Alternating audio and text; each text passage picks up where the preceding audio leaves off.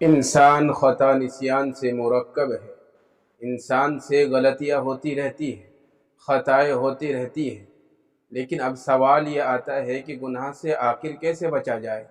کون سا طریقہ ایسا ہو کہ جس سے ہم گناہ سے بچ سکیں؟ تو اس سوال کا جواب یہ ہے، اگر ہمیں کسی چیز کے نقصان ہونے کا پورا یقین ہو،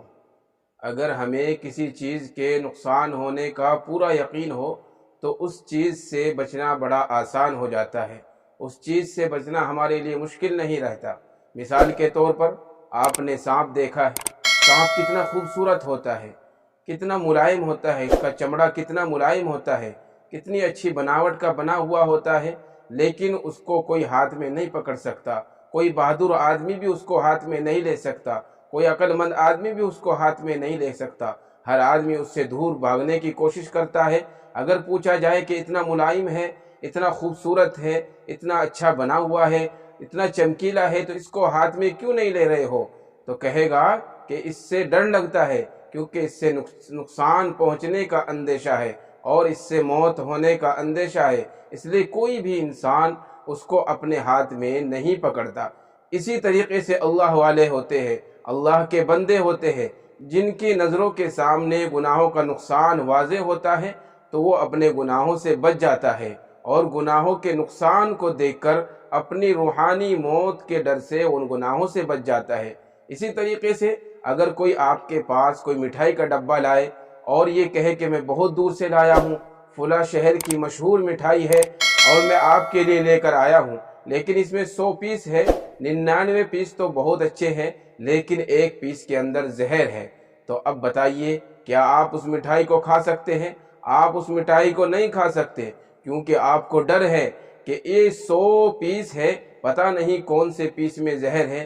اس لیے آپ 100 کے 100 چھوڑ دیں گے ایک نقصان کے ڈر سے۔ کون سا نقصان؟ موت کا نقصان، موت کا خوف، اور موت کے خوف کی وجہ سے انسان اس مٹھائی کو نہیں کھائے گا۔ اسی طریقے سے اللہ والے جو ہوتے ہیں وہ اپنے گناہوں سے بچ جاتے ہیں، اللہ کے نیک بندے بچ جاتے ہیں اپنے گناہوں سے۔ جس طرح ہم دنیا کے اندر موت سے ڈر رہے ہیں، ہمیں موت کا ڈر ہے، نقصان کا ڈر ہے، اسی طرح جب ہمارے دل کے اندر اللہ کا خوف آتا ہے اور اپنے روحانی موت کا ڈر لگتا ہے تو ہم گناہوں سے بچ سکتے ہیں، اور گناہوں سے بچنا ہمارے لیے کوئی مشکل کام نہیں ہے۔ اسی طرح بجلی کے تار کو کوئی ہاتھ لگاتا ہے کیا؟ کوئی ہاتھ نہیں لگاتا، کیونکہ اس کے نقصان کا پتہ ہے کہ اگر اس کو ہاتھ لگائیں گے تو انسان کی موت ہو سکتی ہے اور دنیا سے چل سکتا ہے۔ کیونکہ ہمیں بجلی کے تار کا نقصان ہمیں پتہ ہے، اس لیے ہم اس کے ہاتھ نہیں لگاتے۔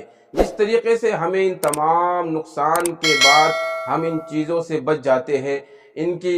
کے بعد جو نقصان پہنچنے والا ہے ان سے بچ جاتے ہیں، اور ہماری نظروں کے سامنے ان کے نقصانات واضح ہو جاتے ہیں، اسی طرح جب ہم اپنے دل کے اندر اللہ کا خوف پیدا کریں گے اور دنیا کے اندر جو ہم گناہ کریں گے ان کے نقصانات ہماری نظروں کے سامنے ظاہر ہو جائیں گے، اور جب ہم اپنے گناہوں کے نقصان کو پہچاننا شروع کر دیں گے تو ہم اپنے گناہوں سے بچ سکتے ہیں، اور گناہوں سے بچنا بالکل آسان کام ہے۔ اس لیے ہمیں اپنے گناہوں کے نقصانات کو سمجھ کر اور آخرت کا ڈر اپنے دل کے اندر، قبر کا ڈر اپنے دل کے اندر پیدا کر کر، اللہ کا خوف اپنے دل کے اندر بٹھا کر گناہوں سے بچے تو انشاءاللہ گناہوں سے بچنا آسان ہو سکتا ہے۔